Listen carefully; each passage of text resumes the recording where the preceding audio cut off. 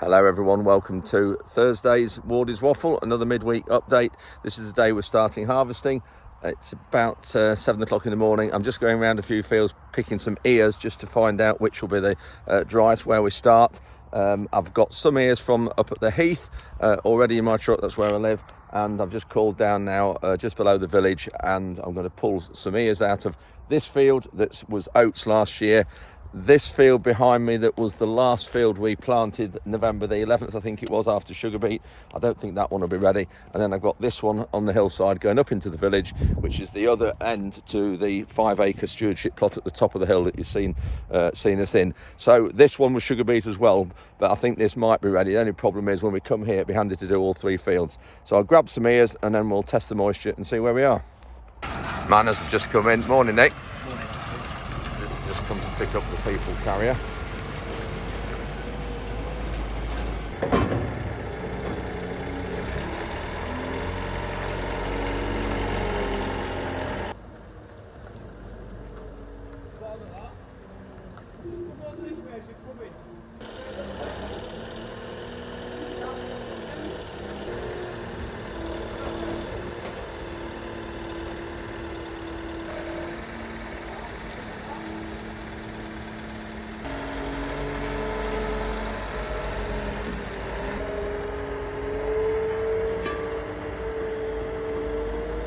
Just doing a few more moisture samples, and I've just cut up some chemical containers. These were 1 litre bottles, so I've just cut those up and then numbered them like that, and then the numbers on my notebook here correspond to the fields that I've done, so I know where I am. The samples that we did earlier on today, a few hours ago, this is what the moisture samples were of those 4-5 fields at first thing in the morning. We've had a bit of a problem getting all the maps brought in from FieldView, which is the Bayer system we've been using for a few years, and also Green Star, but bringing the FieldView maps into our combine. So Tom, who is a technical specialist at Farrell's here, has been here this morning doing a bit. We went yesterday, Ruben, Tom and I went yesterday, and we met Ellie from FieldView, who you've seen in another video, to just try and get things sorted. Had a coffee there, and I asked if it was British sugar, and of course it wasn't. There's not many places do British sugar in the sticks, it's all Tate and Lyle. But fortunately, we have a pallet full here in one of the sheds of catering boxes of British sugar sticks.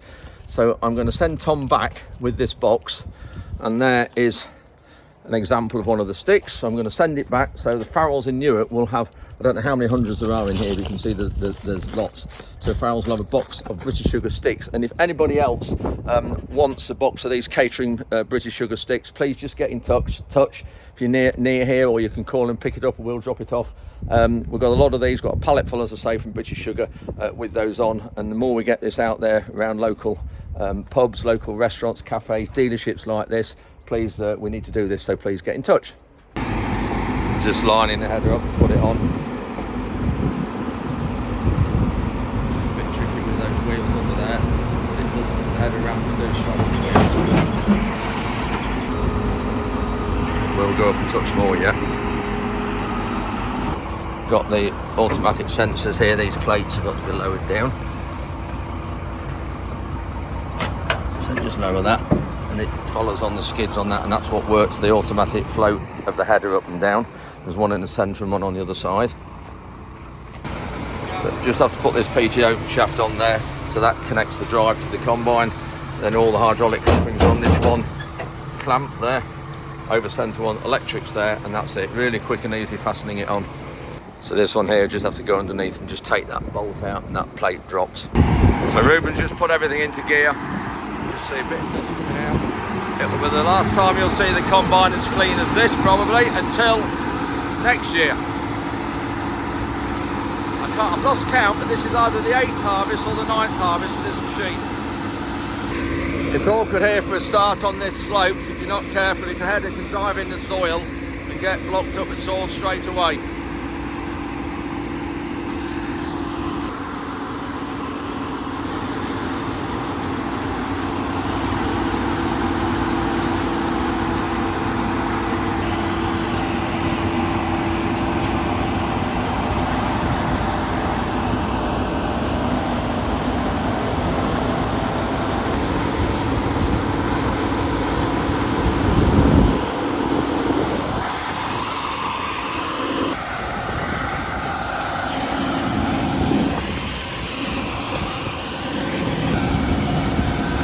We usually go on the breed, not the outside breed, the one inside and over the tram line. It's just easier when you're emptying into the trailers and things. Because of GPS, it leaves exactly the right amount down this side. Lovely blue sky, perfect combining conditions, nice bit of breeze, sun 26, 25 degrees.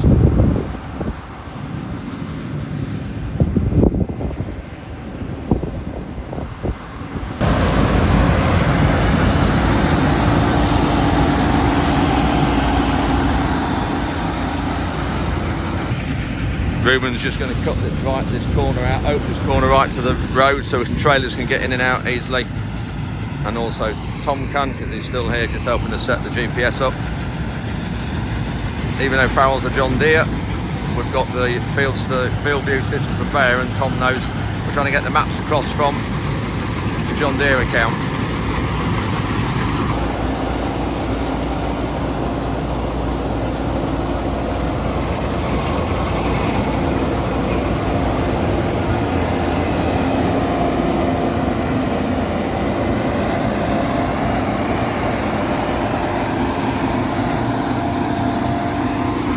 We have a tray here, and we need to know whether the loss monitor in the combine's accurate. So I'll run through the dust and throw this under the combine, and then we'll see what grains are on this after the combine and the straw's been over it. And there we get to tell if the combine's set up right or not. But because first time round the combine's not shiny inside the metal, there's green in this tram line as well. So it's a bit of a job until we get off it, but I'll run through and we'll have a go. There we are. So we take the straw off and then shake it, blow it as well.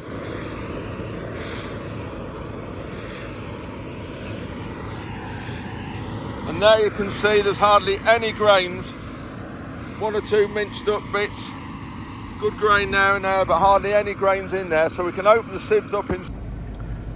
Just with Tom following up behind, and Ruben is full. You can just see the grain out the top of the tank. That will be probably 6.5, maybe 7 tons in there. So Ruben's just going to cut out. You can see why we do the outsides now. So there's no room for the trailer to actually empty the combine at the moment.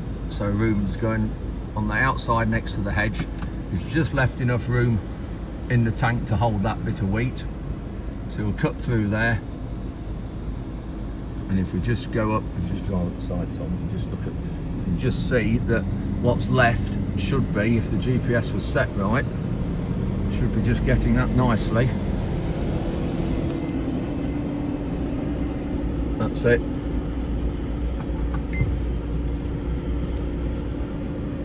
So now there's room here for the trailer to come alongside. Ruben's putting his spout out, ready. Trailer will come in, this breed we've done, ready to empty. So this is another reason why we take this breed first with the combine. We stick to tram lines with trailers, and when you have to follow the combine around the outside, you can actually follow it in the tram line where it's consolidated from the sprayer. So that's why we do that.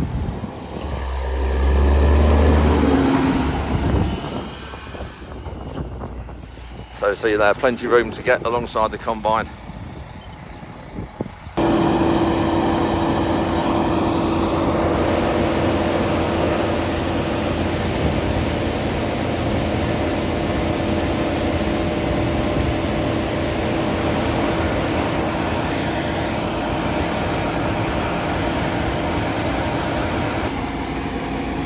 You can see it throws it a fair way out.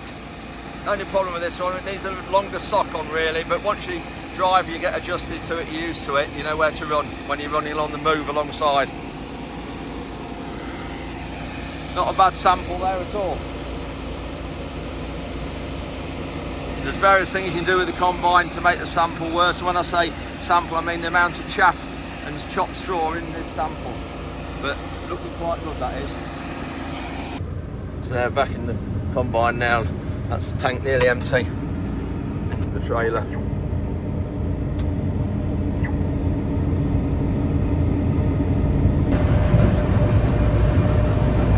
The reason we've got sort of a double tram line up there is when we were mapping this field earlier on, when we were drilling it, thought the boundary there was straight and it's not quite, so Ruben had to just go out with the sprayer a little bit to where Tom had drilled it, because the end of the spray boom was in the hedge, so we'll just remap this headland this autumn.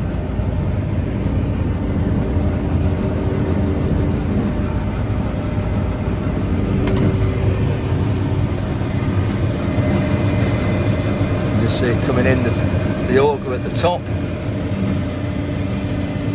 Bit of chaff and unthreshed heads, but not too bad for the first time around and in the tram line.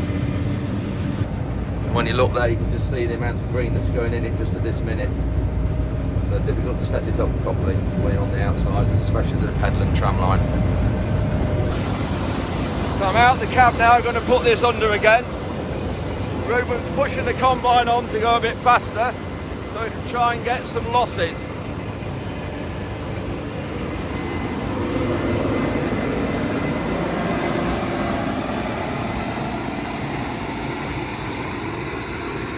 Oh dear.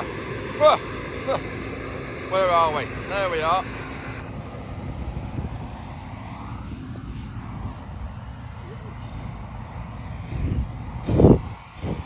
Just blow that and get some of the straw off.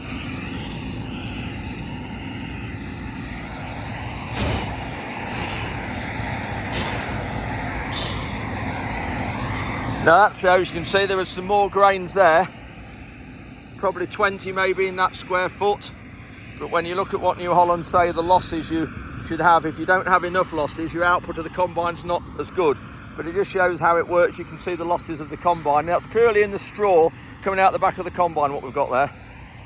I'm just with Tom in his truck, just following the combine around. And as I said, when we're doing a little bit about the sugar sticks, Tom is technology specialist. Consultant, there you go. That's Tom Hinchley. I've known Tom a few years, so Tom's just worked out as well that what is it you've done it on, Tom? On the Go Harvest Operation, John Deere Operations Centre app, so you can put in your losses. We know the area of the tray was a square foot, so 0.3 of a square metre. Counted the grains, there was 27 grains on it, so it works out at, if I can just do that, whether that will show, it works out there at 0.1 tonne a hectare loss from that, what we've just seen, 27 grains a square foot. Now that works out at, if it's an acre, what would that be, 0.04 of a tonne an acre, 1.43%. I've just brought the header trailer in the field here, so we're going to take it off the Manitou and drop it here. Tom's just arrived in the fast track. Going to follow Ruben round. We're on the outside breed now, so we've just weighed and sampled this. So first load, we recorded it in the weigh bridge. So Matt's just driving around, we're just going to tip it in shed 1. If you remember from the other videos, if you wonder why we're tipping the trailer up here, it's just easier seeing to back. You can see under the trailer and it's a lot safer just to back with the trailer tips up slightly. Obviously the back door's hydraulic, so just make sure that's properly shut when you do it.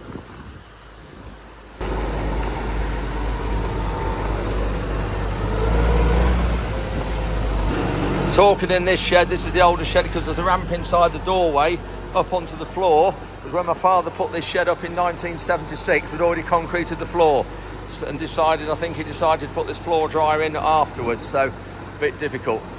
Difficult as well with this shed, you can see it's very low at the sides, so it's tricky, so we need to sort of back here into the middle a bit more than kink the trailer over like Matt's doing and back into the corner. You can get it up a bit higher, but if you've got the bottom of the trailers are shiny, which they're not at the minute because this is the first load, it helps a lot. There we go. You can see we can't get the trailer up much higher. You can see there. Pretty good. You alright, Matt? You can go a bit more. Go up a bit, keep going. That'll do.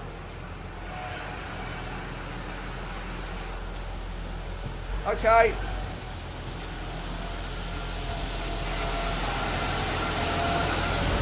Very close up there. That's right, it's always good when we get in the other shed that's really high. Rhonda's here, just stopping to see if I want anything to eat or drink, which I will in a minute. And Matt's just going back. I didn't get a chance to wash the tractor. We'll do it tomorrow. The trailer's clean, so that's the first load. We're going back up to the farm, up to the heath, which is 3 miles away. Tom's got the second load, so he's come under the shed where the roof's a bit higher. I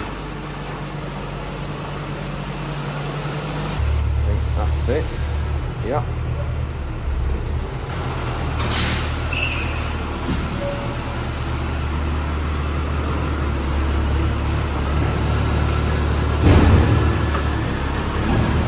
It's just time to push the first couple of loads up.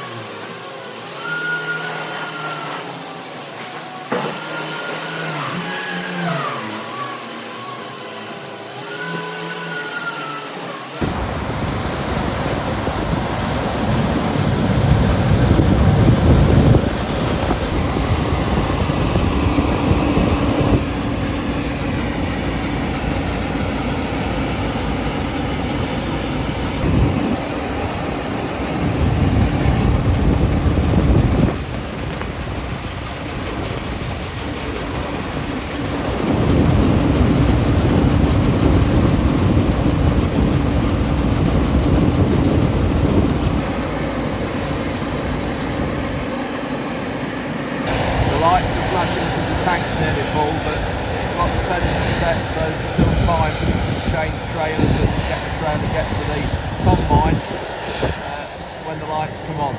Sometimes I've seen some combines the lights come on when the tank's half full, but we've got it set fairly near the top, so you've got time to get to it. That's just pulling under the combine now.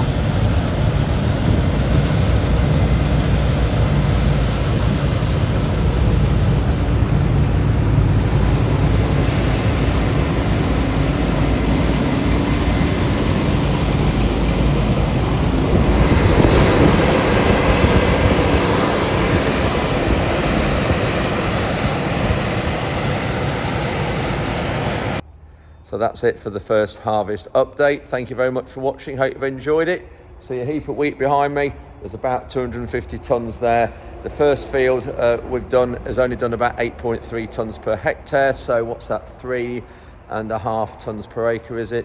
3.5, 7, something like that. A bit under maybe. But that's on the light land. And the reason is the bushel weight's low, the quality of it's not very good. It's only 73 bushel weight instead of 78 or 80, so that's the reason why it's not done very well. And the bushel weight is a kilogram per hectolitre reading, where it's a sort of a set quantity, a container, a litre, and then it's how much does grain weigh in that volume. And it varies every year between varieties and the weather, so it's not weighing very well this year. This variety, it's a variety called Cranium, and we'll get into other varieties. We've got some variety called Dorsum, and we've also got older variety called Gleam, and that looks really well after beans. Anyway, that's it for this update. Thanks very much for watching. Hope you've enjoyed it, and we'll see you tomorrow, all being well. Just one more thing, because it's been hot today, the temperature of the grain's been coming in around about 34, 35 degrees, but now it's dark outside, it's a lot cooler, so that really is good for us because we have to cool it down, otherwise the bugs will breed. So we'll put the fans on here tonight and start that process.